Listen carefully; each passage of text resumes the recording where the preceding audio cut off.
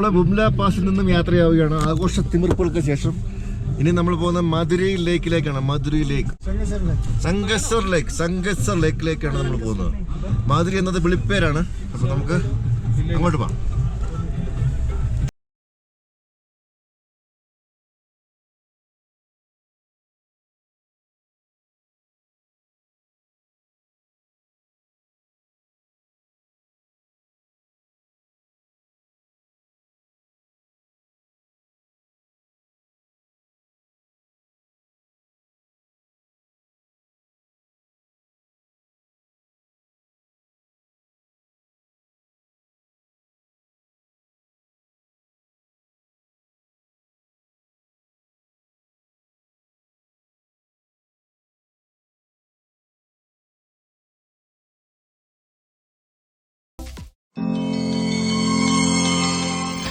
അപ്പോൾ നമ്മൾ വീണ്ടും മഞ്ഞിലൂടെയുള്ള യാത്രയൊക്കെ തുടരുകയാണ് കേട്ടോ. നല്ല മഞ്ഞും മലയും തന്നെ ബ്ലാക്ക് ആൻഡ് വൈറ്റ് ആണ്, നമുക്കൊരു കളർ പോലും കാണാനില്ല. അപ്പോൾ ഇത് കണ്ടോ, ഈ കാണുന്നതാണ് ഈ ഹിമാലയൻ യാക്ക് എന്ന് പറയുന്ന സാധനം. ആ പാറപ്പുറത്ത് നിൽപ്പുണ്ട്. ഈ ഹിമാലയൻ മേഖലയിൽ കാണപ്പെടുന്ന യാക്ക് എന്ന് പറയുന്നൊരു മൃഗമാണ്. അത് ശരിക്കും നമ്മുടെ പോത്തിനെ പോലെയൊക്കെ തന്നെ ഇരിക്കും. എന്നാൽ ശരീരം നിറച്ച് ധാരാളം രോമമൊക്കെ ആയിട്ടുള്ള മൃഗങ്ങൾ, വലിയ കൊമ്പും ഒക്കെ ആയിട്ടുണ്ട്. അത് നമ്മൾ വരുന്ന വഴിക്ക് പല സ്ഥലത്തും ഇതിങ്ങനെ നിൽപ്പുണ്ട്. അധികം കൂട്ടമായിട്ടൊന്നും കാണുന്നില്ല, ഈ ഒന്നും രണ്ടുമൊക്കെ ആയിട്ടേ കാണുന്നുള്ളൂ. അപ്പോൾ നമ്മളിങ്ങനെ മഞ്ഞ് മൂടി കിടക്കുന്ന സ്ഥലത്തുകൂടി നമ്മൾ വീണ്ടും ഇങ്ങനെ യാത്രയാവുകയാണ്. കുറച്ച് ദൂരം യാത്ര ചെയ്യാനുണ്ട്, ഒരു 10-20 കിലോമീറ്റർ നമ്മൾ യാത്ര ചെയ്യാനുണ്ട്. അത് ഈ മഞ്ഞിലൂടെ തന്നെയാണ്.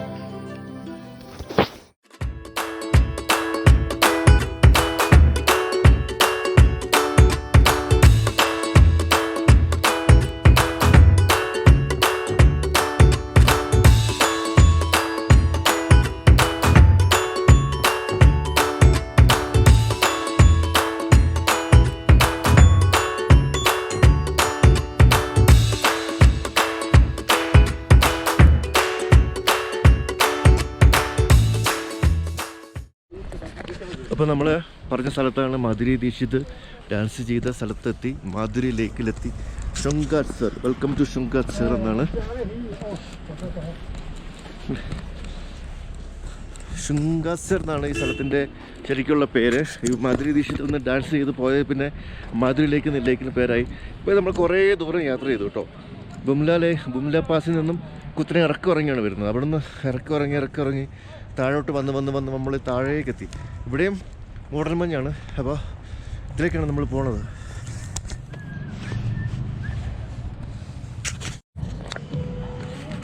ഓടരുതറ, നമ്മൾ നല്ല അടിപൊളി പട്ടികളൊക്കെ.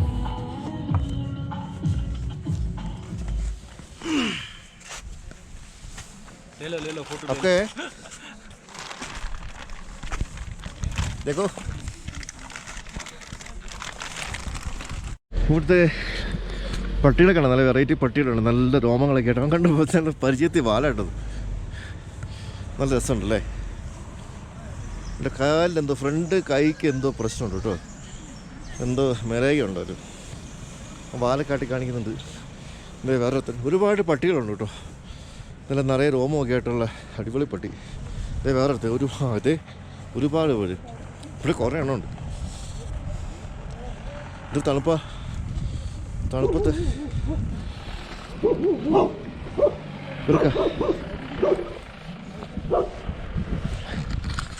ആരാണാവോ ഫുഡ് കൊടുക്കുന്നത്? എല്ലാം നല്ല വലിയ പട്ടികളാണ്, നിറയെ രോമങ്ങളൊക്കെ ആയിട്ട്. കണ്ടാൽ നല്ല രസമുണ്ട്, ക്യൂട്ടായിട്ടുള്ള പട്ടികൾ.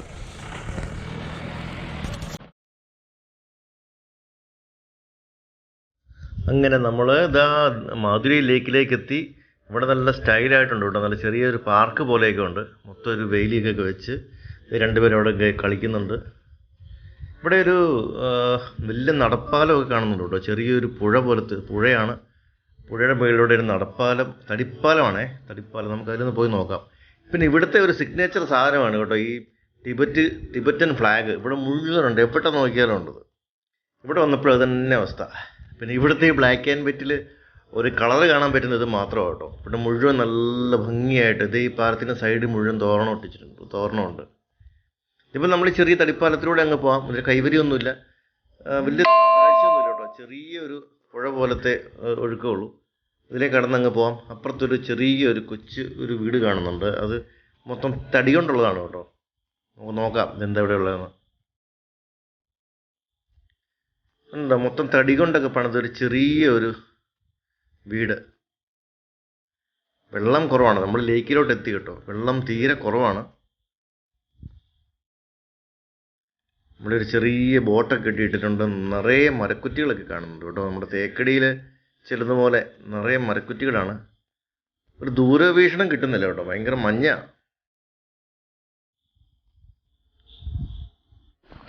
ഇന്ന് മൂടൽ മഞ്ഞ് കാരണം നമുക്ക് വിസിബിലിറ്റി കുറവാണ്. ലേക്കിൻ്റെ ആ ഒരു ദൂരക്കാഴ്ച നമുക്ക് കിട്ടുന്നില്ല അങ്ങോട്ട് എങ്ങനെയാണെന്നുള്ളത്. ഭയങ്കര മഞ്ഞ. നമ്മുടെ തേക്കടി ലേക്ക് പോലെ ഒരുപാട് മരക്കുറ്റികളൊക്കെ കാണുന്നുണ്ട്. ഇതാണ് ഈ ബുദ്ധിസ്റ്റുകളുടെ ഈ ഒരു മന്ത്രം, ഓം മനെ പേമേ ഹങ്. ഇതാണ് ഇവർ ഈ സാധനത്തിൽ ഇതുകൾ മുഴുവൻ എഴുതി വെച്ചിരിക്കുന്നത്. ടിബറ്റൻ ലാംഗ്വേജാണ് ഈ ഓം മനെ പമേ ഹങ് എന്ന് പറയുന്നത്. ഇവിടെ മിക്കവാറും സ്ഥലങ്ങളിലെല്ലാം ഈ ഒരു സ്തൂപം കാര്യങ്ങളും ഉണ്ട്. അവരുടെ പ്രാർത്ഥന ഇതാണ്. ആ മൊണാസ്ട്രി ചെല്ലുമ്പോഴത്തേനും ഇങ്ങനെ ചുറ്റിനും ഈ ഒരു സംഗതി ഫിറ്റ് ചെയ്തിട്ടുണ്ട്. അപ്പോൾ അതിങ്ങനെ ഉരുട്ടിയാണ് ഇവർ പോകുന്നത്. മന്ത്രം ഒരു പ്രാവശ്യം ഉരുട്ടിയ ഒരു തവണ മന്ത്രം ചെല്ലുക എന്നുള്ളതാണ് അവിടെ ഒരു കൺസെപ്റ്റ്.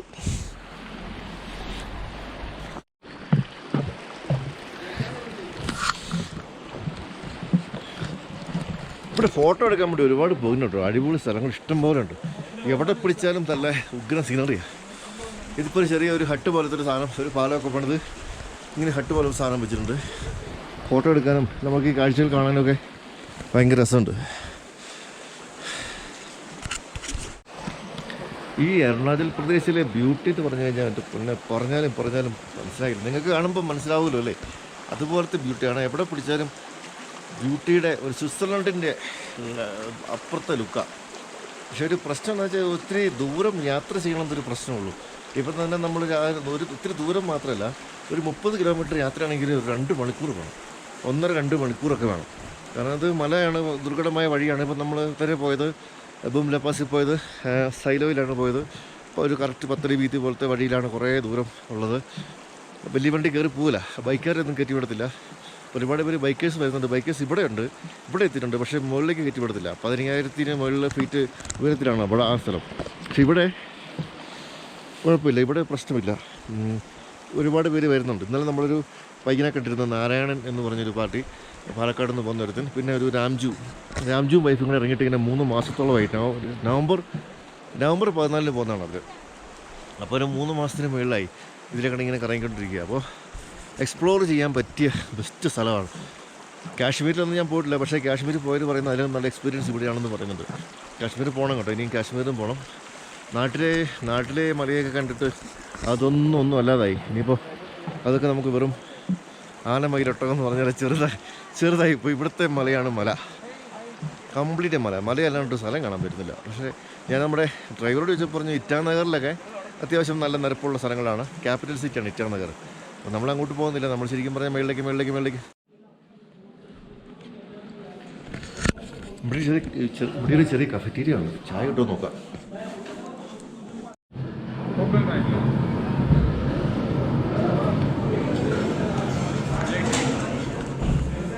ഇവിടെ കാപ്പി കിട്ടി, മോമോസ് കിട്ടും. മോമോസ് നമുക്ക് ഇത് പറഞ്ഞിട്ടുണ്ട്. Thank you. മോമോസ് കഴിക്കാം, മോമോസ് നമ്മൾ എടുക്കുന്നേ 8 വേണ്ട തരുവുള്ളൂ, അതുകൊണ്ടാ.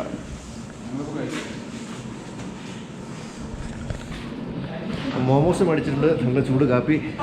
നമ്മളെ പൗരസച്ചായനും ആൻറ്റി ഇവിടെ കഴിച്ചു കഴിഞ്ഞല്ലേ, ഒന്നും കഴിക്കുന്നേ. നമ്മുടെ പട്ടാള സഹോദരന്മാർ നടത്തുന്ന ഒരു കഫറ്റീരിയാണിത്. അവരുടെ കൺട്രോളിലാണിത് മൊത്തം. അപ്പോൾ അവിടെ നിന്ന് ഞാൻ നല്ല ചൂട് കാപ്പി കിട്ടി. കാപ്പി കുടിച്ച് സത്യം പറഞ്ഞാൽ ഡീഹൈഡ്രേഷൻ ആകുക. കാപ്പിയും ചായയും തന്നെ മാറി കിട്ടുന്നിടത്തുനിന്ന് എല്ലാം കുടിക്കുക. കാരണം നമ്മളെ കൈയും കാലും മറിച്ച് തണുത്ത് നിൽക്കുമ്പോൾ പിന്നെ എന്നാ ചെയ്യാൻ പറ്റും? വെള്ളമാണെങ്കിൽ വണ്ടിക്കകത്തിരിക്കുന്ന വെള്ളം പോലും ഐസ് പോലെ ഇരിക്കുക, നല്ല തണുത്തിരിക്കുക. ഒരു കവിള് അല്പം സിപ്പ് ചെയ്യുക ചെയ്യുന്നത്. സ്വല്പമായിട്ട് വെള്ളം കുടിക്കാൻ പറ്റുന്നുള്ളൂ. നമുക്ക് നിറച്ച് വെള്ളം കുടിക്കാനൊന്നും പറ്റുന്നില്ല, അതുപോലെ തണുപ്പല്ലേ. പിന്നെ കിട്ടുന്ന ചൂട് ചായ കാപ്പിയെല്ലാം കുടിച്ചങ്ങ് നിൽക്കുക. പിന്നെ വൈകുന്നേരം റൂമിൽ ചെന്നിട്ട് വേണം കുറേ വെള്ളം കുടിക്കാൻ. അപ്പോൾ അവിടെ ഞാൻ മോമോസ് മേടിച്ചു, 6 മോമോസ് 50 രൂപ. ഇവിടുന്ന് മോമോസ് കഴിക്കണമെന്നൊക്കെ ഓർത്തിരുന്ന് പല സ്ഥലത്തും കഴിക്കാൻ പറ്റില്ല, കാരണം എല്ലാം ഭയങ്കര താമസമാണ്. അപ്പോൾ നമ്മൾ ഈ ഇവിടുത്തെ കടകളൊക്കെ കയറി കഴിഞ്ഞാൽ അവരുണ്ടാക്കി തരും. അത് കഴിക്കണം പോയിട്ട് നമുക്ക് ഇന്ന് വൈകിട്ട് കഴിച്ചിട്ടുള്ളൂ. എന്തായാലും ഇവിടെ പക്ഷേ അത്ര അങ്ങ് സെറ്റായില്ല. അത് തണുത്തായിരുന്നേ. ഇവരുണ്ടാക്കിയ വെജിറ്റബിളാണ്. അതൊരു വലിയ ടേസ്റ്റൊന്നും ആയില്ല. ഇതിപ്പം നമ്മുടെ മാധുരി ലേക്ക് ഇതാ മഞ്ഞെല്ലാം മാറി ക്ലിയറായി വരുന്നു. ഇതേ കണ്ടോ മാധുരി ഇതിൻ്റെ ഇവിടെ എവിടെയോ ആണ് മാധുരി ദീക്ഷിത് ഷൂട്ടിങ്ങിന് വന്ന് ഡാൻസ് ചെയ്തെന്ന് പറയുന്നത്. എവിടെയാണോ അതറിയില്ല. എന്തായാലും ആ മഞ്ഞങ്ങ് മാറി, തൽക്കാലം മാറി, ഒന്ന് കാണാറായി. പക്ഷേ ഇതിൽ നിറയെ മരക്കുറ്റികളൊക്കെയാണ് കേട്ടോ. ഇതിനകത്തൊരു ബോട്ടിംഗ് ഒക്കെ അത്ര ഈസി അല്ലെന്ന് തോന്നുന്നു. മൊത്തം മരക്കുറ്റികളാണ് കാണുന്നത്. ഇപ്പോൾ ഇവിടെ നോക്കി ഇതേ മുകളിലേക്ക് മല, ഭയങ്കര മലയാണ്. മലയെന്ന് പറഞ്ഞാൽ പോരാ, ചുറ്റുപാടും മലയാണ്. അത് ചെറിയ മലയൊന്നുമല്ലെന്ന്, ഭയങ്കര 10,000-കണക്കിന് അടി മുകളിലേക്കുള്ള മലകളാണ്. ഈ മലയുടെ മണ്ടയ്ക്കൂടെ ഇറങ്ങി വന്നെന്നാണ് എനിക്ക് തോന്നുന്നത്. ഈ ഒരു മല, അതിന് മുകളിൽ കണ്ടായിരുന്നു മുംല പാസ്.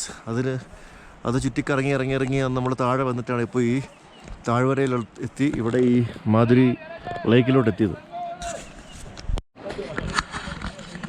1950-ലുണ്ടായ ഒരു വലിയ ഭൂമികുലുക്കത്തിൻ്റെ ഭാഗമായിട്ടാണ് ഈ ഒരു തടാകം രൂപപ്പെട്ടത്. ചുറ്റിനും മലകളുണ്ടായി, ഈ ഭാഗം തടാകമായി പോയി. അങ്ങനെയാണ് ഇവിടെ നിന്ന് ഈ മരങ്ങളെല്ലാം ഉണങ്ങി ഈ പരുവത്തിൽ നിൽക്കുന്നത്. അപ്പോൾ തേക്കടി ഡാമിലെ മരങ്ങൾ ഉണങ്ങി നിൽക്കുന്നതിന് ഒരു കാരണമുണ്ട്. കാരണം അവിടെ ഡാം പണിതപ്പോഴാണ്, മുല്ലപ്പെരിയാർ ഡാം പണിതപ്പോഴാണ് വെള്ളം കയറി അവിടെ അങ്ങനെ ആയത്. ഇവിടെ സംഭവിച്ചത് എന്താണെന്ന് വെച്ചാൽ 1950-ൽ വലിയൊരു ഭൂകമ്പം ഉണ്ടായി. ഈ ചുറ്റുപാടും കണ്ടറിയാം, വളരെ വലിയ മലകളുണ്ടായി. അപ്പോൾ ആ സമയത്ത് ഇവിടെ താഴ്ന്നു പോയി തടാകമായി മാറി. ആ തടാകത്തിൽ അന്ന് നിന്നിരുന്ന ആ മരങ്ങളെല്ലാം ഉണങ്ങിക്കഴിഞ്ഞാണ് ഈ നിൽക്കുന്നത്. പിന്നെ ഇവിടെ പണ്ട് 50-ന് മുമ്പ് കന്നുകാലികൾ മേഞ്ഞുകൊണ്ടിരുന്ന സ്ഥലമായിരുന്നു.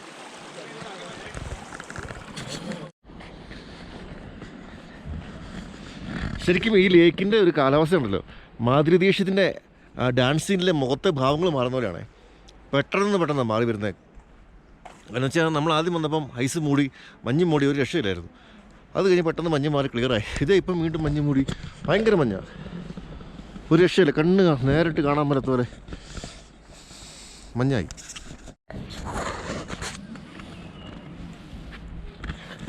അപ്പം നമ്മുടെ നാട്ടുകാരൊരു പട്ടാളക്കാരനെ കണ്ടായിരുന്നു. പുള്ളി ഇപ്പോൾ ഈ വണ്ടിയിൽ ഇവിടെ വന്നതാണ്, ഗസ്റ്റിനായിട്ട് വന്നതാണ്. അപ്പം കാഞ്ഞിരപ്പള്ളിക്കാരനാണ്, വന്നിട്ട് കുറേ ആയി. പുള്ളി 11 വർഷത്തോളമായി എന്ന് പറഞ്ഞു ഏരിയയിൽ സർവീസ് തുടങ്ങിയിട്ട്. പക്ഷേ അവരെ നമുക്ക് വീഡിയോ എടുക്കാൻ ആരോടല്ല, അവർക്ക് ഫോൺ പോലും ഉപയോഗിക്കാൻ ഇവിടെ അനുമതിയില്ല. അപ്പോൾ പുള്ളിയോട് ജസ്റ്റ് സംസാരിച്ചു, കാര്യങ്ങളൊക്കെ പറഞ്ഞു, ചുമ്മാ വെറുതെ ഞങ്ങൾ ഇലേക്കടൊക്കെ നടന്നു. പക്ഷേ പുള്ളി പറഞ്ഞത് ഇവിടെ ഇങ്ങനെ ഭയങ്കരമായിട്ട് ക്ലൈമറ്റ് ചേഞ്ച് ചെയ്യുന്നൊരു സ്ഥലമാണ്. അതുപോലെ തന്നെ തണുപ്പ് കാലത്ത് ജനുവരി, ഫെബ്രുവരി, മാർച്ചാണ് തണുപ്പ് കാലം. അതിൽ തന്നെ ഫെബ്രുവരിയാണ് പീക്ക്. അപ്പോൾ ആ സമയത്ത് -19, -20 വരും. അപ്പോൾ നമ്മൾ വന്ന വഴിക്കൊന്നും ഇങ്ങോട്ട് വരാനേ പറ്റത്തില്ല, മുഴുവൻ ഐസായിരിക്കും എന്ന് പറഞ്ഞു. അപ്പോൾ ഈ ഒരു സമയം കഴിഞ്ഞാൽ മഞ്ഞ് കുറഞ്ഞ് വരുള്ളൂ. ഇപ്പം നമുക്ക് അത്യാവശ്യം നല്ല മഞ്ഞ് ഫീൽ ചെയ്യുന്നുണ്ട്. പക്ഷേ വഴിക്കൊന്നും കുഴപ്പമില്ല, വണ്ടിയെല്ലാം വരും. ജനുവരി, ഫെബ്രുവരി ഒരു രക്ഷയില്ല, ഇങ്ങോട്ട് പോരാൻ പറ്റിയിരുന്ന പറഞ്ഞു. ആ സമയത്ത് ഇതിലേക്കൊക്കെ നല്ല ഫ്രോസണായി കിടക്കും. അങ്ങനെയൊക്കെയാണ് കേട്ടോ. ഇത് ഫുഡ് കഴിക്കാനുണ്ട്, ഉച്ച സമയമാണ്. നമുക്കധികം അങ്ങനെ ഈ സമയത്ത് അങ്ങനെ ഫുഡ് അധികം കിട്ടാനൊന്നുമില്ല. മാഗി കിട്ടും, മോമോസ് കിട്ടും. കുറച്ച് മുമ്പേ മോമോസ് കഴിച്ചിരുന്നു. അങ്ങനെയൊക്കെ ചെറിയ തറയിട്ട് പോകാമെന്നുള്ളൂ. രാവിലെയും പോയിട്ട് നന്നായിട്ട് കഴിക്കുക, ഉച്ചയ്ക്കൊക്കെ എന്തെങ്കിലുമൊക്കെ കഴിക്കുക, അത്രേ ഉള്ളൂ. കാരണം നമ്മുടെ ഇവിടുത്തെ ഒരു കാര്യം അങ്ങനെയാണ്, സമയത്ത് ഫുഡ് കഴിക്കുക എന്നുള്ളതൊന്നും അങ്ങനെ നടക്കില്ല. പറ്റും അതല്ല, ഫുഡല്ലല്ലോ, നമുക്ക് വീട്ടിലിരിക്കുമ്പോൾ 3 നേരം ഫുഡ് കഴിക്കാമല്ലോ. ഇവിടെ എത്തുമ്പോൾ ഇവിടുത്തെ ആ ഒരു രീതികളുമായിട്ട് പൊരുത്തപ്പെടുക, ആസ്വദിക്കുക, ഈ പ്രകൃതി ഭംഗി ആസ്വദിക്കുക, ഈ മഞ്ഞും തണുപ്പൊക്കെ അടിക്കുക, എന്നിങ്ങനെയുള്ള രസങ്ങൾ ആസ്വദിച്ച് പോകുക എന്നുള്ളതാണ്. ഇനി തിരിച്ച് നാട്ടിൽ ചെല്ലുമ്പോഴേക്കും പണി കിട്ടുക. ഭയങ്കര വെയിലത്തോട് ചെല്ലുമ്പോഴത്തേനും പനി, തലവേദന, ചുമ എല്ലാം ഉണ്ടാവും. അപ്പം നമ്മൾ അടിപൊളി യാത്രയൊക്കെ കഴിഞ്ഞ് തിരിച്ചെത്തി. ഭക്ഷണം കഴിച്ചില്ല, മണി 4 ഭക്ഷണം കിട്ടുമെന്ന് നോക്കണം. അങ്ങനെ നമ്മൾ പറഞ്ഞു വെച്ച് ചോറുണ്ടാക്കി, റൊട്ടി ഉണ്ടാക്കി, ചിക്കൻ കറിയുണ്ട്, സാലഡ്. അപ്പോൾ ഫുഡ് കഴിക്കാൻ പോവാണ്.